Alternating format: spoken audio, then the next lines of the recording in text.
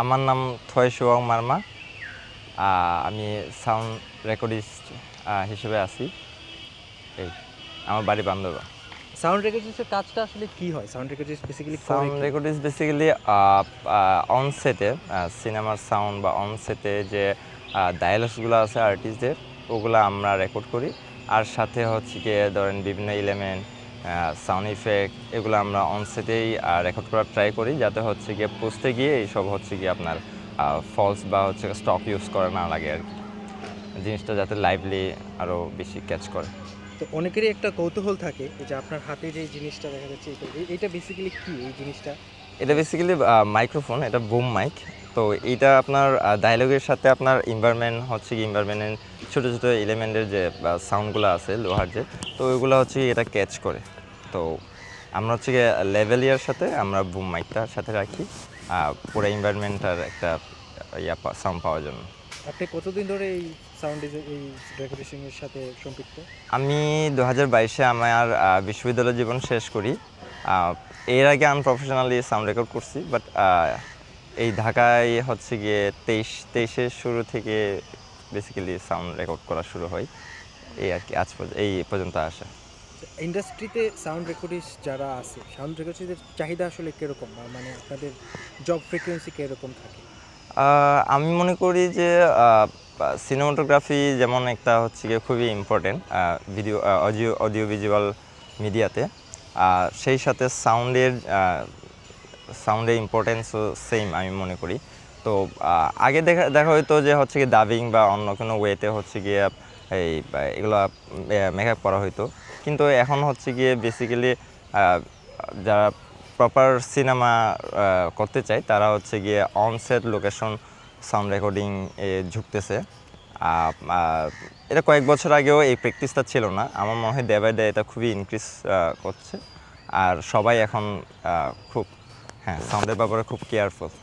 এই যে আপনার যে ইকুইপমেন্টগুলো আপনি হচ্ছে সাউন্ড রেকর্ডের জন্য ইউজ করেন, এগুলা কি অনেক বেশি কস্টলি, নাকি এগুলোর আসলে কীরকম খরচ পড়ে কেউ যদি কিনতে চায়? হ্যাঁ, সাউন্ডের গিয়ার্স আমি বলবো আসলেই কস্টলি। মানে আমাদের মতো নিউ কামারের জন্য এটা কিনা খুব ব্যয়বহুল, কারণ এখানে ছোটো ছোটো অনেকগুলো পার্ট আছে। যেমন আপনার সেনহেজারের এক একটা লেভেলে আর আপনার ওই 60,000-70,000-এর মতো পড়ে।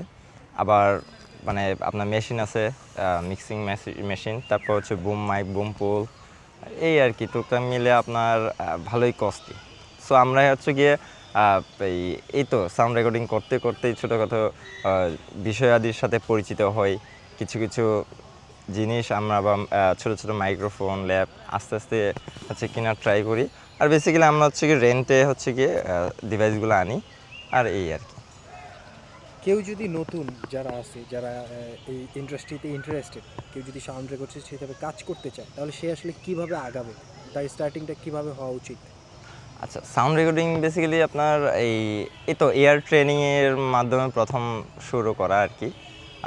আসলে রেকর্ডিংটা পরের বিষয়, আগে এয়ার ট্রেনিংটা আমার মনে হয় যে এই খুব বেশি বোঝা উচিত আর কি। তো এই তো ফাঁকা মাঠে বা হচ্ছে ক্রাউডে কোনো জায়গায় আমরা যদি সূক্ষ্মভাবে এয়ার ট্রেনিংটা করতে পারি, তাহলে এই প্র্যাকটিসের মাধ্যমে আসলে সাউন্ডের নয়েজ কিংবা হচ্ছে প্রপার ডায়লগ বা প্রপার এনভায়রনমেন্ট বা অ্যাম্বিয়েন্স সাউন্ড, এগুলো সম্পর্কে ধারণা পাওয়া যায়। তো আমার মনে হয় ডিভাইসের প্রতি না ঝুঁকে আগে হচ্ছে কি আপনার এয়ার ট্রেনিংটা খুবই ইম্পর্টেন্ট, দেন ডিভাইসের দিকে হচ্ছে কি ঝুঁকা যায়। কেউ যদি ধরেন যে ইয়াং যারা আছে অনেক ছোট, তারা যদি শিখতে চায়, তারা যদি আপনার কোনো হেল্প চায়, সেক্ষেত্রে আপনি কি ওপেন কিনা, ওপেন টু হেল্প? হ্যাঁ, আমি ওপেন। আমিও বেসিক্যালি হচ্ছে সাউন্ডগুলো এইভাবেই শিখছি। আমার নাহিদ ভাই আছেন, নাহিদ মাসুদ, বাংলাদেশের one of the best sound recordist. আর এই তো তারপর হচ্ছে এই সজীব ভাই আছেন, তারপর ভক্ত ভাই, আমার যারা সিনিয়র সাউন্ড রেকর্ডিস্ট ইন্ডাস্ট্রিতে অনেক দিন ধরে কাজ করতেছে। আমি বেসিক্যালি তাদের সাথে কথা বলে বা তাদের সাথে কাজ করে তাদের সান্নিধ্যে থেকে কিছু শেখার ট্রাই করছি। তো এইভাবে আর কি আমি সবসময় ওপেন। আমি খুব বেশি জানি এমন না, আমার কাছে যে যদি নিয়োগ আমার কেউ আসে, আমি যেটুকু জানি তার সাথে এইভাবে আমি শেয়ার করতে পারবো আর কি, আমার এক্সপিরিয়েন্সের থেকে। ধন্যবাদ আপনাকে। আপনি একটু আমাদেরকে কি বুঝাবেন যে কোনটা আসলে কি কাজে লাগে এই জিনিসগুলোর মধ্যে? আচ্ছা, এইগুলো হচ্ছে গিয়ে আপনার মিক্সিং আছে, এগুলো চ্যানেল, এগুলো feather.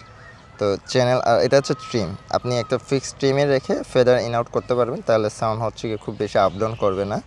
Record button, forward, backward, pause, এই আর কি, এটা পাওয়ার বাটন। আর এইগুলো হচ্ছে গিয়ে আপনার বেসিক্যালি লেভেল ইয়ার, আমি একটু দেখাই। এগুলো হচ্ছে গিয়ে লেভেল ইয়ার।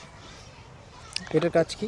এটার কাজ হচ্ছে গিয়ে আপনি বডি মাইক, এই এখানে দুই পেয়ার আছে। এক পেয়ার হচ্ছে কি আর্টিস্টের কাছে থাকে, তো আরেকটা হচ্ছে কি আমার কাছে রিসিভারটা থাকে। তো হচ্ছে গিয়া বডি ট্রান্সমিটার যেটা, ওইটা দিয়ে হচ্ছে গিয়ে আমরা পার্সন ওয়াইজ আর্টিস্টের যে ভয়েস, ওইটা ডায়লগ থাকে, ওইটা রেকর্ড করে ট্রাই করি।